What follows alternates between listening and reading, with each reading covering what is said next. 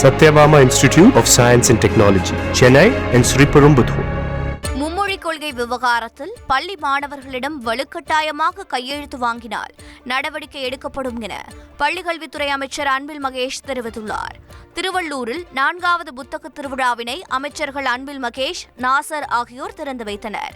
பின்னர் செய்தியாளர்களிடம் பேசிய அமைச்சர் அன்பில் மகேஷ், மாணவர்களிடம் கையெழுத்து போடச் சொல்லி கட்டாயப்படுத்துவது கண்டிக்கத்தக்கது என்று தெரிவித்தார்.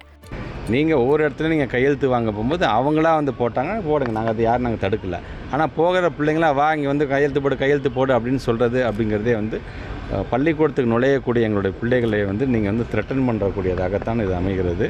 துறையின் அமைச்சர் என்கின்ற வரையில் மிகப்பெரிய கண்டனத்தை நான் தெரிவிச்சுக்கிறேன். இது சார்ந்து நிறைய பெற்றவங்களை வந்து இப்போ தொலைபேசி மூலமாகவும் வாட்ஸ்அப் மூலமாகவும் இதை வன்மையாக கண்டிக்கணும், இதை உடனடியாக நீங்கள் அதுக்கு மேலே ஆக்ஷன் எடுக்கணும் அப்படின்னு கூட சொல்லியிருக்கிறார்கள். பெற்றோர் ஆசிரியர் கழகத்தை சார்ந்திருக்கின்றவர்களும் அந்த நிர்வாகிகளும் இன்றைக்கி வந்து கம்ப்ளைண்ட் கொடுக்க போகிறதா சொல்லியிருக்காங்க. அந்த கம்ப்ளைண்ட் வரும்பொழுது அது உரிய நடவடிக்கை கண்டிப்பாக எடுக்கப்படும். திருவள்ளூரில் 12ஆம் வகுப்பு மாணவி தற்கொலைக்கான காரணம் குறித்து விசாரிக்க குழு அமைக்கப்பட்டுள்ளதாகவும் அமைச்சர் தெரிவித்தார்.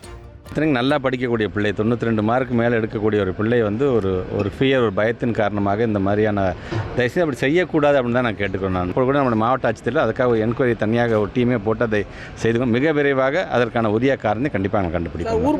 அரசு பள்ளி மாணவர்களுக்கும் கல்வியில் சமமான வாய்ப்பு கிடைக்க வேண்டும் என்று விரும்பினால் புதிய கல்வி .in இணையதளத்தில் மக்கள் தங்கள் ஆதரவை பதிவு செய்யுமாறு பாஜக மாநில தலைவர் அண்ணாமலை அழைப்பு விடுத்துள்ளார். தமிழகத்தின் பள்ளி கல்வி அமைச்சர் பல மொழிகளை கற்றுக் கொடுக்கும் தனியார் CBSE பள்ளியில் நடந்த விழாவில் கலந்து கொண்டதை சுட்டிக்காட்டிய அவர், அரசு பள்ளி மாணவர்களுக்கு பல மொழிகள் கற்கும் வாய்ப்பு கிடையாது என்று அமைச்சர் கூறுவதாக விமர்சித்துள்ளார்.